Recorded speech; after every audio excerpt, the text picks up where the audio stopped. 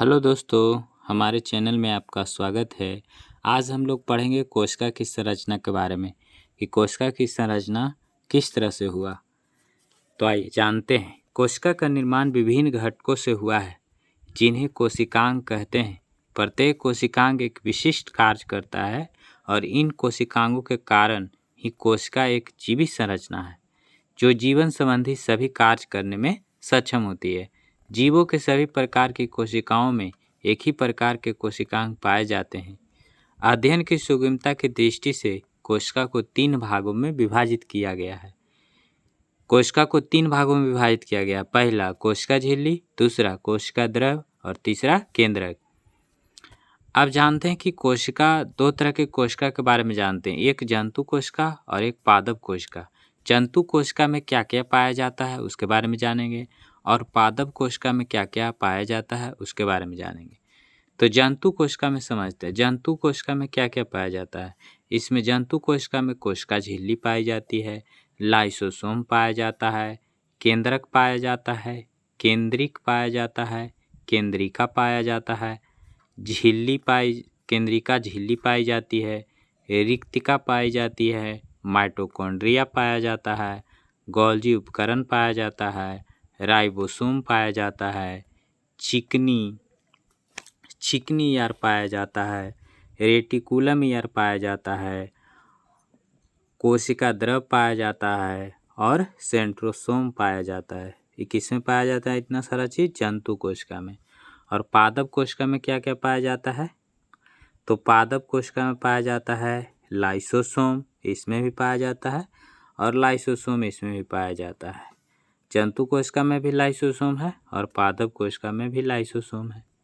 चिकनी अंतद्रव्य जालिका, चिकनी अंतद्रव्य जालिका, इसमें जंतु कोशिका में ये नहीं पाया जाता है। चिकनी अंतद्रव्य जालिका ये पादप कोशिका में पाया जाता है। खुरदरी पादप कोशिका में पाया जाता है, लेकिन जंतु कोशिका में खुरदरी नहीं पाया जाता है। उसके बाद हरित लवक पादप कोशिका में पाया जाता है, लेकिन जंतु कोशिका में हरित लवक नहीं पाया जाता है। पादप कोशिका में केंद्रक पाया जाता है। पादप कोशिका में क्या पाया जाता है? केंद्रक। तो जंतु कोशिका में भी केंद्रक पाया जाता है। पादप में भी केंद्रक है और जंतु में भी केंद्रक पाया जाता है। गोल्जी उपकरण पादप कोशिका में पाया जाता है और गोल्जी उपकरण जो है जंतु कोशिका में भी पाया जाता है। केंद्रीय झिल्ली पादप कोशिका में भी पाया जाता है और जंतु कोशिका में भी केंद्रिका झिल्ली पाया जाता है। इसमें केंद्रीय झिल्ली पाया जाता है। पादप कोशिका में प्लाज्मा झिल्ली पाया जाता है। और जंतु कोशिका में प्लाज्मा झिल्ली नहीं पाया जाता है। उसके बाद पादप कोशिका में बाहरी कोशिका भित्ति होती है और इसमें बाहरी कोशिका भित्ति नहीं होती है। किसमें? जंतु में। पादप कोशिका में माइटोकॉन्ड्रिया पाया जाता है और जंतु कोशिका में भी माइटोकॉन्ड्रिया पाया जाता है। पादप कोशिका में राइबोसोम पाया जाता है तो जंतु कोशिका में भी राइबोसोम पाया जाता है। पादप कोशिका में हरित लवक पाया जाता है और जंतु कोशिका में हरित लवक नहीं पाया जाता है। पादप कोशिका में कोशिका द्रव पाया जाता है और जंतु कोशिका में भी कोशिका द्रव पाया जाता है।